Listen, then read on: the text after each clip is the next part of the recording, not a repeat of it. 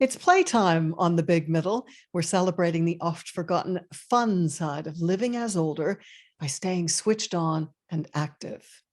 This is a very particular celebration. We're meeting some of the winners of a big money design competition here in the UK. Hello, winners. Hello. Hello. Nice to see your bright, shiny faces on a soggy Monday morning in London. And now I want you to sit tight for a bit because I'm going to be asking you several questions as we go. First, though, to Julia Glenn, we're going to get all the details about the competition. It's called Designed for Aging. Who runs it? What's your role in it? All of that good stuff, Julia.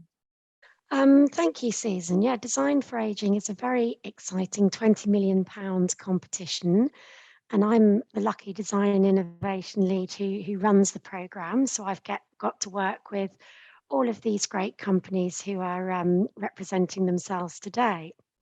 So UK Research and Innovation Healthy Aging Challenge is the broader context of the competition, and the Healthy Aging Challenge runs lots of different competitions, but this competition has been different because we wanted to look much more exhaustively at the co-design process, and we wanted to really get in amongst the design process and work with our investments whilst they are working with their own user groups, so that we can end up with some co-designed services that people really want to use.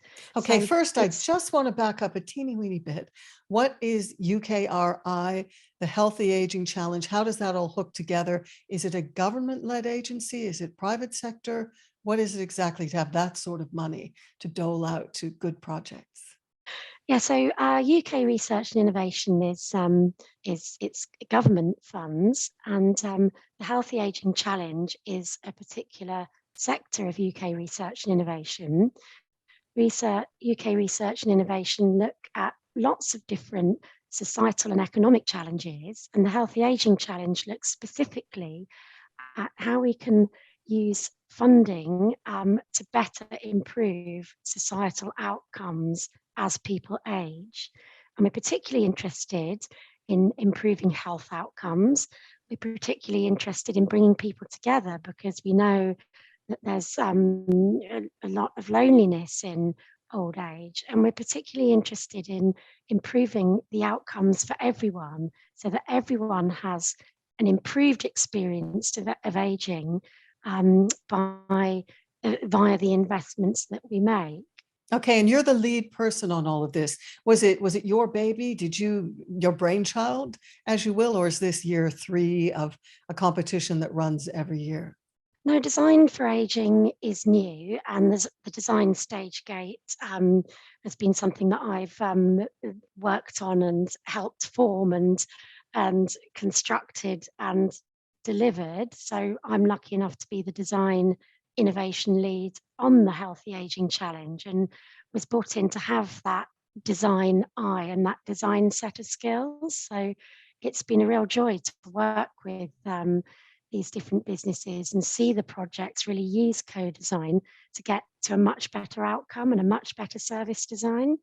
So this means other designers, some of you winners, 5 of which are represented here for the fun factor of a list of 26, because you all don't get, a fifth of the 20 million. It's spread out between 26 winners. You will collaborate with other winners or other external design teams. Is that how it works, Julia? No, each of the projects is free to design their own co-creation process, as in working with users. And the 5 projects here today, who are all working in exercise and activity related fields, have got some great insight and great case study in terms of that co-creation process and how understanding what users want in terms of a service, and understanding how best to reach perhaps some of those harder to reach users is so important in terms of designing a service that more people can benefit from. So what was your list of criteria when you, and I imagine it wasn't just you choosing the 26 winners, was it? Was it a panel and you had a top seat at that panel? Tell me how that worked. Well, it definitely wasn't just me. I can be quite clear on that. There is indeed a full written assessment process. We have a wide pool of industry experts who take the first 100 plus applications and narrow that pool down to a smaller pool. From that smaller pool, we then have an interview panel where we have another seat of industry experts and co-design experts who look very clearly at the different applicants' offerings.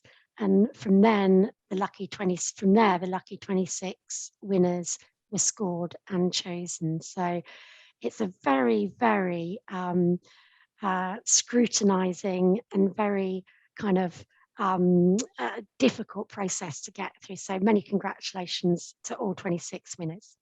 Okay, and I want to start with you, Lily, one of the 5 we've got represented here. Tell me about your company and why does it fulfill the criteria of potentially being fun? Yeah, absolutely. Thank you for having me. So Holly Health is a coach app. It supports people with their health and well-being through general well-being, sleep, activity and exercise and nutrition in building and maintaining healthy habits. So for our Healthy Aging project, we have partnered with Age UK, Lewisham and Southwark to develop the Holly Health service to support older adults in improving their physical and mental health to reduce sedentary behaviours and slow the onset of long-term conditions. So making movement fun is so important. It's a real key message behind the Holly Health service. Activity needs to be fun. We need to want to be able to do these things to improve our health and well-being. And it's really, really key to our app. So via the Healthy Aging project, we're developing the service where our users essentially set up healthy habits with the app in a sustainable way so that they can maintain them. So it's not about drastic health overhauls. So we've ran a series of focus groups with Age UK, really listened to our users and really asked them essentially what they're looking for from a healthy aging service or support tool. And we've had a series of responses, but especially around exercise and making it fun. Through the app, you can get gentle reminders to sort of do some gentle dancing or some exercises. We've added some low mobility exercises in the app as well. The app itself is really fun to use. So when you get a gentle reminder to do your exercises and you swipe that as complete, you get a lovely sort of spray of confetti that comes down as well. Okay, so very celebratory. And this is with Age UK, one of the leading charities that are helping to improve the lives of older individuals. Would they be later life individuals, like let's say over 75? Or are you kind of, what are the age cutoffs? Because I know I did a body pump class earlier and I did aqua aerobics, and I don't need anyone to remind me, I'm quite self-motivated. So I'm just wondering, are these for people that already have chronic conditions and maybe wouldn't want one of the, to wear a certain device to monitor your activity levels? Yeah, so it really does vary with age. So for the project, we are looking at people over 50 plus, so over 50, 60, 70 plus. So we're sort of casting our net quite wide. We know that 80% of adults over 65 have at least one chronic condition, and 68% have 2 or more, which could be managed or prevented with a behaviour change app. So a key focus of the project is reducing sedentary behaviours to reduce and prevent long-term conditions. And in terms of our users, your question about sort of using watches, etc., older adults are generally very IT literate and more so over time, especially due to the pandemic. So we have a real variety. Lots of people do have the watches, they really enjoy that, and other people don't. So accessibility and being able to use apps is also really, really key. Right. Okay. So, and you've rolled it out to the councils of the London councils of Lewisham and Suffolk so far?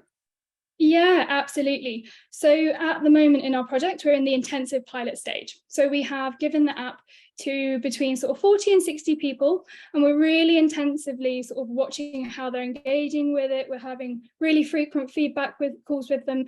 What do you like about the new videos, the low mobility videos that we've added, the content on menopause and mental health, so that we can make sure that we create a really helpful service for healthy aging. Following that intensive pilot stage, we will expand and roll out to get it into many more people's hands, 6,000 plus within the borough and across Age UK services. So the money that you're going to win as one of the 5 fun winners of the 26 on the scroll, how is that going to change the game for you and allow you to penetrate the market more easily?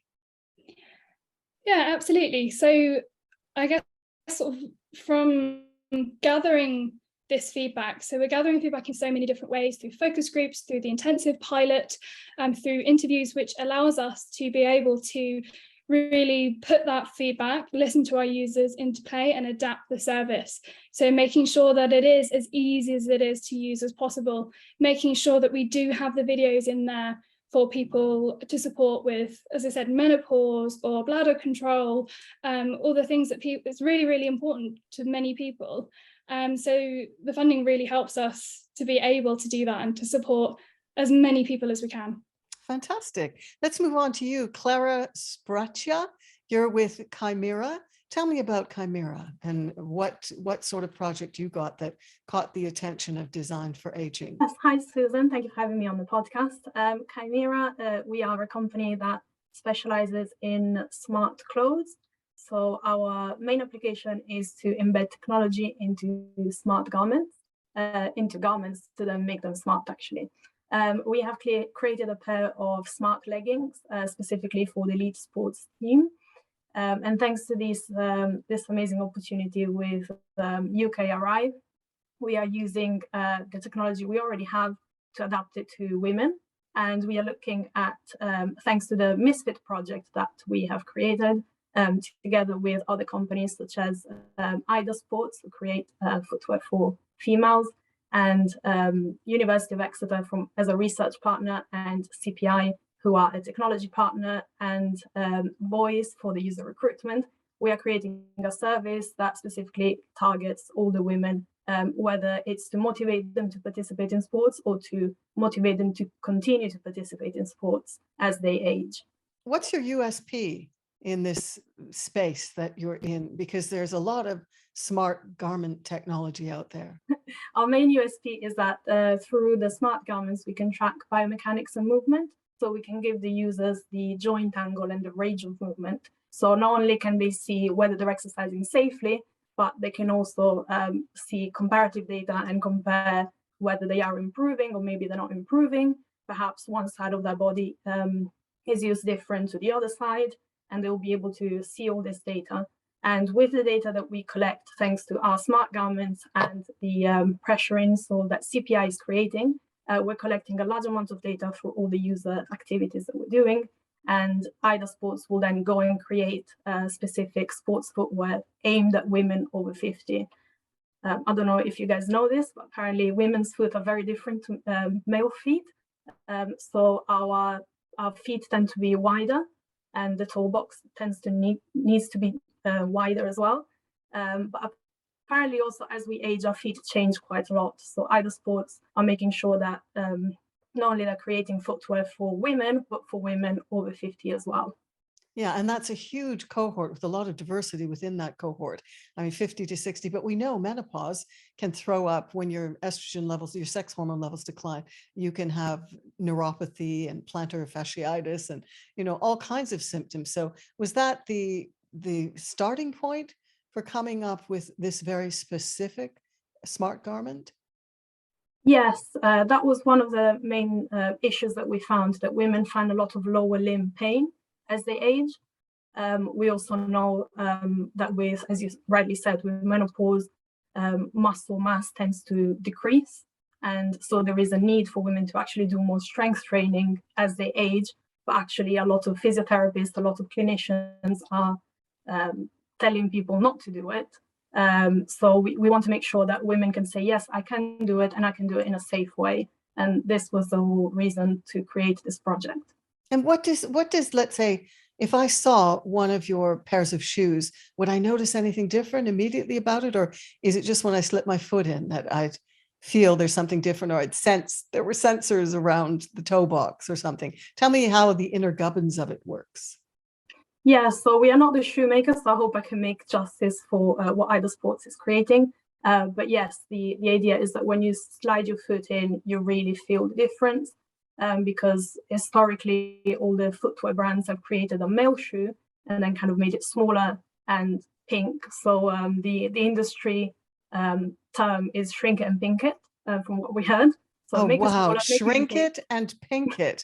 Well, that applies Yes. to loads of sectors of the manufacturing Absolutely, yeah. world, doesn't it? Wow, that is fantastic. I mean, any female listeners are going to be saying hurrah in unison at the moment, because we definitely need more of this. We're not just miniature men. Yes, and throughout all of our kind of life, whether we are older or younger, we're always treated as smaller men. But actually, there's a lot of research now coming out that says the opposite. We have so many different hormonal changes. Our bodies change so much as we grow. So we really need to have products specifically aimed at women, designed by women, I must say, because a lot of the time it's men designing for women. And I see some of you nodding. So, And are there a lot of women on your design team? Yes, we actually have at the moment only a couple of guys more on the technical side of things at the moment, but also one of the guys doing the user recruitment from voice. But mostly it's women. It's a women-led project, which I really like. Oh, I'm loving the sounds of all of this. Thank you so much. Clara Spraccia from Chimera. That's Kymira. I'll be listing all of these winners in the show notes, so you can check out the companies and find out more. Let's move on to you, Aphrodite Konadari. Now, your I guess your mother company is Tender Tech, and the company that you got, the subsidiary that you won the design competition mentioned for, is FitBees. Tell us about FitBees. Hi, Susan. Thank you so much for the opportunity to shine a light on FitBees today. So yes, I'm the co-founder of Tender Tech, the startup delivering better aging journeys through powerful AI. And we built Hestia. It's a home sensing platform that uses thermal sensing technology to support people aging in place. And keeping active is an integral part of being able to age well in place. So we're using the Design for Aging funding to adapt Hestia to help underrepresented groups specifically to stay more active. And FitBees is the name of the project, and hopefully will be also the name of the app. We are partnering with care providers HFT and Community Housing, the University of West England, Bristol, and Chimera that we have here, and you just talked to Clara. And together, what we're building is an easy-to-use social app that supports individuals to make positive social connections with their circle of support, so that together they can overcome the barriers to becoming more physically active, social and convenient and rewarding to ensure that they stay on the journey. So you can say, let's get our Chimera shoes on with the nifty sensors, and let's all go out Friday at 12. So it's sort of like, you know, a communal chat app as well as what? Because it says in my notes here from the contest paraphernalia that it's woman-led as well, which is another hurrah, linked to a program of community fitness. So talk about that linkage for community fitness for older adults. Where are you finding these recruits? So specifically, let's address why underrepresented groups, and let's define underrepresented groups. So we are particularly referring to people who might be age 75 and over, so they already have chronic conditions, difficulties with picking up activity. We are referring to people with disabilities of any age, people in high deprivation areas, but also people from ethnic minority backgrounds. And what we know, what Sport England has provided research on, is those particular groups actually, they tend to be more inactive than the general population. And there is a complex web of reasons why people cannot get active and what stops them. But I think the common ground here that Tender Tech is building on is that they need encouragement. and they can find that encouragement within their circle of support that is already there for them. So practically, although at first we ventured to build an activity app, we realized that activity could be a byproduct of a social connection with that circle of care. And we find that actually people are more interested to getting together with others and interact. And if that also gets them to do groceries together, or take a walk together, or just playing games online together, that is what keeps them coming back to the app and keeps them on their journey. Okay, well, how does winning change the lay of the land for you at FitBees? What are you going to be able to do now that you wouldn't have been able to do had you not won a slot in this competition? So using user-centered design with, for example, people with learning disabilities is a very long process, and it needs intensive resources. So we've previously worked, for example, with HFT, and as part of this project, we have enough resources not to just involve the actual user, a person with learning disabilities, for example, but also their carers, who are there becoming, if you like, the actuators of the activity plan. So for us, it's been very important as part of this funding to get the opinions of everybody that is involved in the user's life, and then have the app, if you like, augment this relationship and get it in towards a new direction, which will allow the user to become more active. Okay, well, just one more question. How would people be finding out about your app? So we are working directly with care providers, and actually we're finding that care providers have logistical issues when they are attempting themselves to organize activity sessions for the people they support. So as part of FitBees, we're actually helping them solve those logistic issues, because getting people subscribed to the app means that then they can actually join different activities locally together. So we got, economies of scale in this respect. So our route to market is predominantly through care providers who find value in this process. Oh, fantastic. Now, on to you, Howard Blackburn. Tell us about your company, what you're doing, and how winning is changing the landscape for you. Thank you very much for inviting us on, Susan. My name is Howard Blackburn. I'm the Managing Director of Innovate. Innovate manufactures exercise equipment and supplies it as a suite of 12 pieces into a dedicated area in leisure centres. And we're trying to improve the footfall in leisure centres of older adults. So can you hold up your headset? Sorry, Howard. It's just your voice when you're speaking, it's dropping out a bit. So I hear some words louder, and then so you're doing what in leisure centres? It's usually a walled off area. It's a separate area to the traditional gym space. It's an active wellbeing centre. So there'd be signage, so people would go there directly, knowing that was their destination. Absolutely, yes. And your company is called Shape Master? Well, we rebranded early this year from Shape Master to Innovate.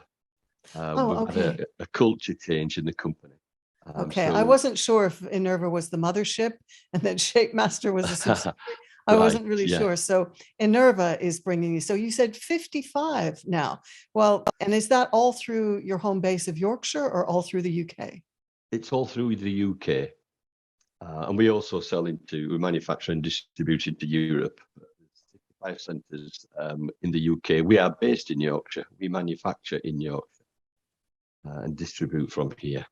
All righty. And what makes these machines different from the usual fare you'd see on a gym floor? The machines are slightly more comfortable, more appealing. It's seat-based, it's chair-based exercise machines. So we have 12 different movements so that every part of your body will get a workout. We've done some research with Sheffield Hallam University and determined that there are 5 key things that people need to address for a healthier, older life. And that is cardiovascular health, strength, balance, flexibility. And the 5th one, the magic one, is mental well-being. So we understand that it has to be fun. So we want people to leave with a smile on the face So we're trying to make exercise as fun as it can be. And we found that the key ingredient is this separate space, this space where people can socialize and interact with each other. And it creates a community and a community group within the centre. Little spin-off clubs emerge, like a racing club, a cookery club, even a dirty dancing club we've heard. So it gets people together. It sort of, many people find out that they're only socialising 2 or 3 times a week.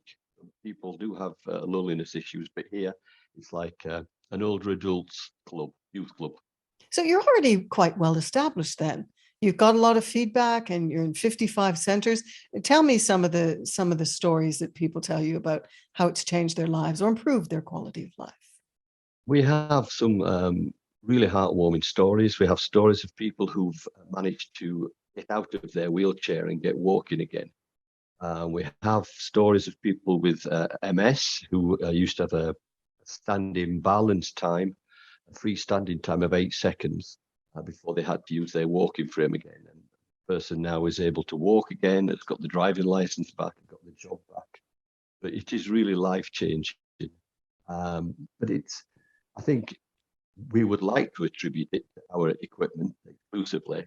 But exercise of any form is beneficial. What we're trying to do is make exercise more appealing and attractive to the older adult.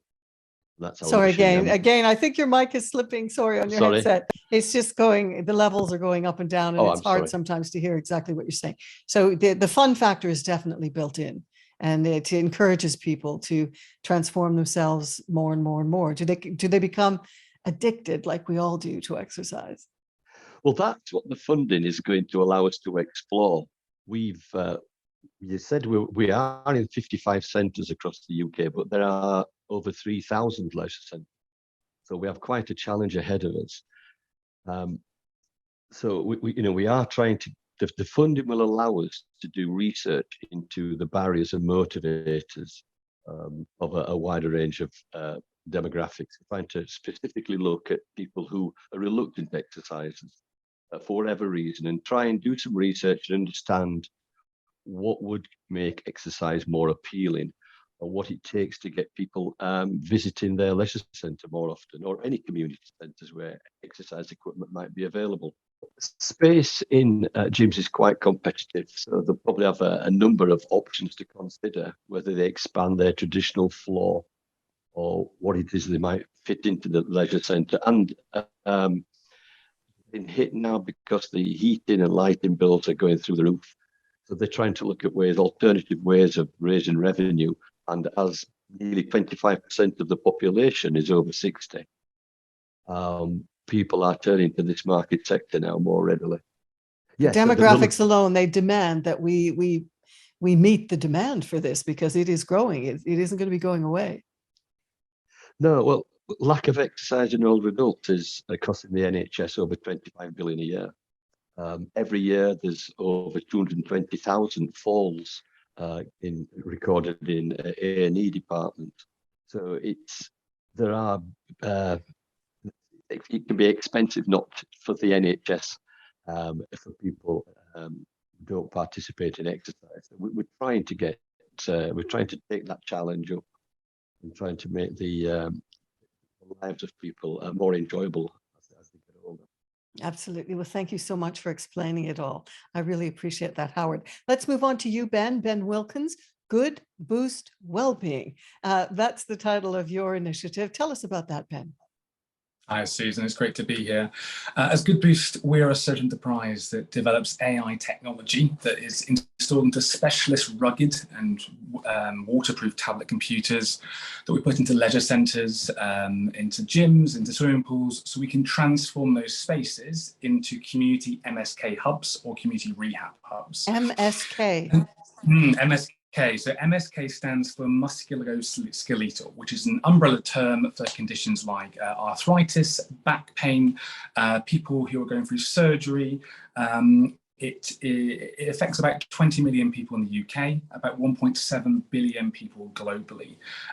This isn't just an ache in your knee or a twinge in your back. They're the primary cause of disability on the planet and the primary contributor to people entering early into care homes. This is a real challenge for us in the UK and globally. So what we do is take these rugged tablet computers, put them with our AI technology and place them in leisure centres, so with a focus on older adults so that they can have personalised rehabilitation programmes without needing an on-site physiotherapist. So wait, no human involvement? This will all come through your technology, where they get the coaching that they need and be able to interpret the data that it's giving them? So this is a really interesting about the UK workforce in leisure centres. There's a real shortage at the moment, particularly of level 3 and level 4 fitness instructors post-pandemic. This is because a lot of people went into other industries and haven't returned.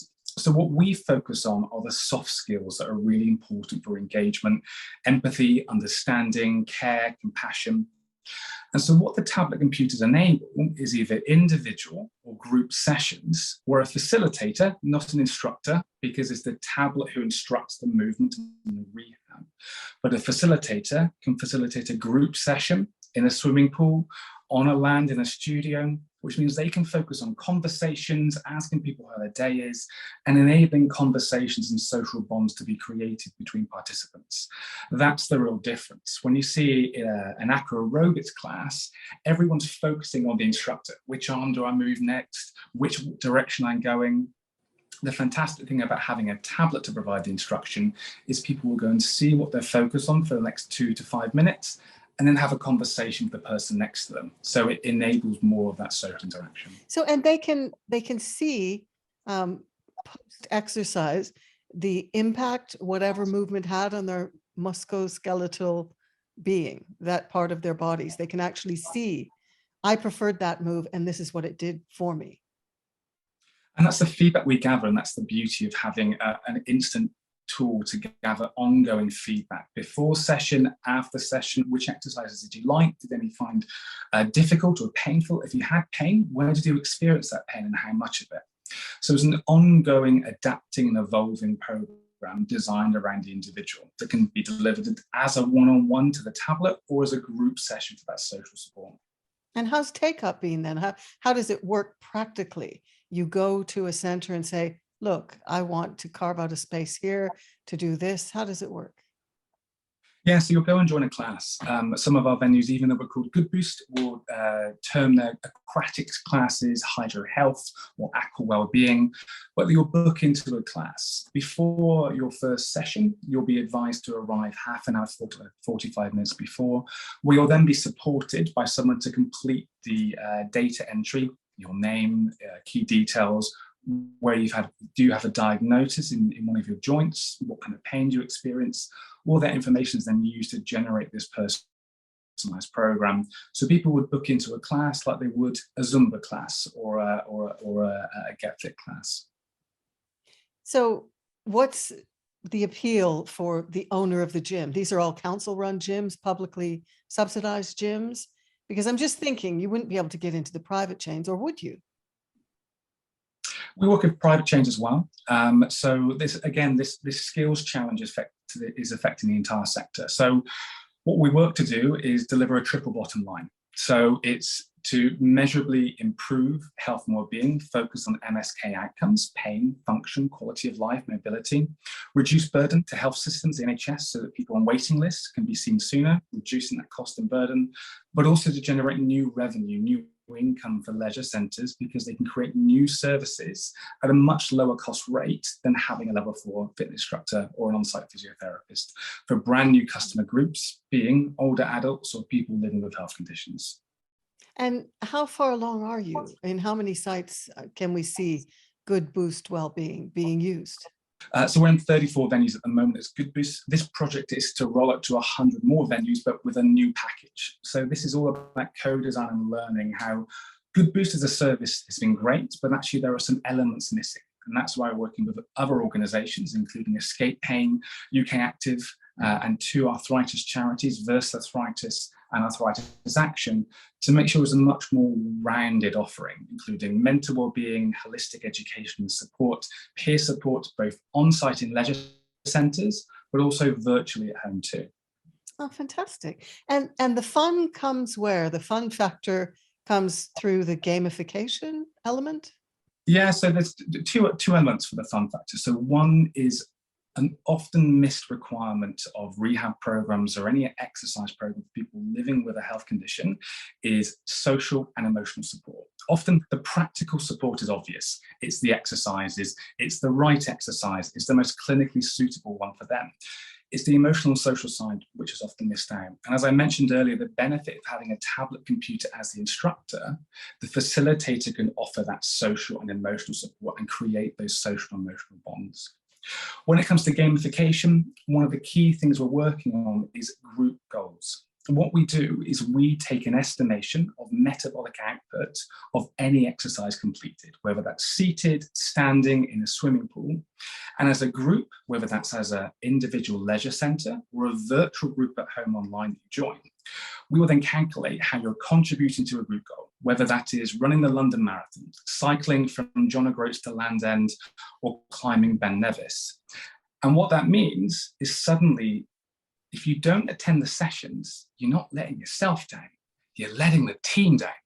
Right. So it's a completely different element of psychology, that you create a social contract with the group you're part of, you're accountable to the group, and that creates deeper motivation to be active for longer. Yeah, and that's the key to changing behavior, isn't it? The accountability factor. Definitely. Fascinating. I just think all of you, I've been spellbound listening to it. Wonderful initiatives. I can totally understand why you won a slice of that 20 million. Back to you, Julia, just for some final words. What's next for this? Because you did say at the outset, it's a design gate staging. So what's next? Is there some other threshold of achievement that the various winners must get through before the next stage of the competition? Yes, when we said this was a design competition that was going to kind of really scrutinise co-creation behaviours, we really meant it. And all 26 projects are facing the design stage gate in November. And that design stage gate measures their co-creation activity against 5 different criteria to make sure that users really have been represented, users really have been consulted, and those net behaviours and different feedbacks have really been used as an asset to better change the service, so that all of the problems that we've discussed today can be steps further in addressing them in terms of engaging with harder to reach users, with exercise programs and other services. So yes, everyone has to face the design stage gate, and they have to score a certain number out of the total available points in order to carry on with the funding throughout the life cycle of the project. So you might really see someone not meet the criteria and have to be bumped. It would be very, very disappointing. I mean, we have been working with all of the projects on a regular basis to check in on design progress and to look at all the different evidence bases. And I have to say, I've been blown away by the quality of the work, the empathy. A lot of people here have mentioned empathy, and to do design, you have to have that empathetic nature to make the lines of inquiry and listen to what people want. So I've been blown away with the efforts that people have been making, and I'm so proud of these projects here today because, as you say, you can see why they won, and I think the fun has leapt out of every fibre, hasn't it? So impressive. I mean, honestly, to put your nose to the grindstone in these directions. Well, hope this is the first of many such competitions to come. It all sounds fantastic. Thank you all for coming on The Big Middle and sharing your initiatives with us. Thank you so much. Thank you very much. Thank you. Susan. Thank you. Bye all. Many thanks to you for listening and watching The Big Middle. I have kept it ad-free thanks to your patronage. See how you can support this podcast by heading to my website, susanflory.com, and you'll see a hot pink button right at the top of the homepage. And that's it for now. Until the next time. Bye-bye.